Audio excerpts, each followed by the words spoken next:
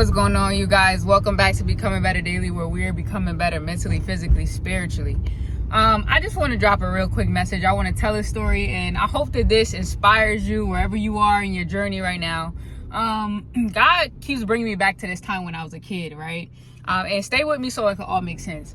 One time, me and my mom, we were at the grocery store, right? And so my mom is the kind of mom, she said yes to everything. Mom, can we eat out? Yes. Can we go to this restaurant? Yes. Can I get this? Yes, right? And so I remember I used to love sunflower seeds back then. And I put the sunflower seeds on the what is it? The the thing to check out, right?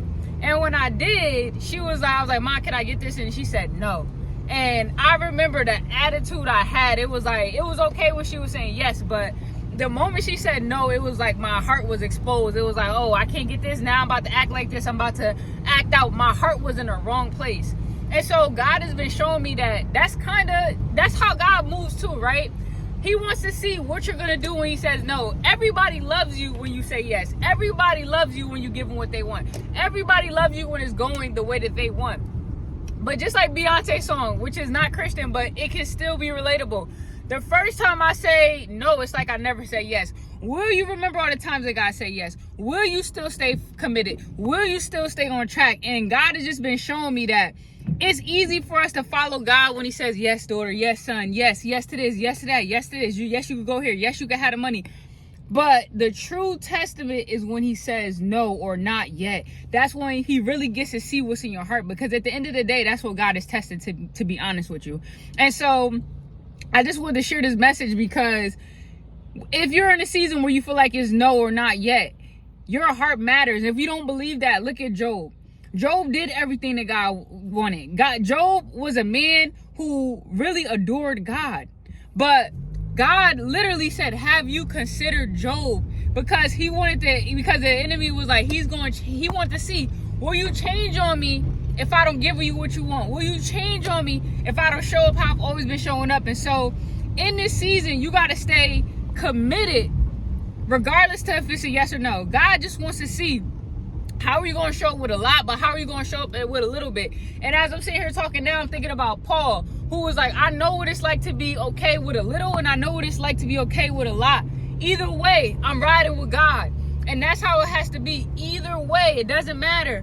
You got to ride out with God, and that's how he tests your heart. That's how he know if you're ready. Because if you only ready because it's a bunch of yeses, you in big trouble. But if you ready to take this ride with God no matter what, then it's going to be that's when you really know that you're ready. That's when you really know that you about to step out and do this and nothing's going to shake you. That's how you really know you're going to have courage. That's how you really know you're not going back down, because it's not because of his yeses. It's because you really want to be there and you locked in regardless. So I just wanted to say that God is going to do it for you, but he do need to touch your heart. He need to see what that heart do.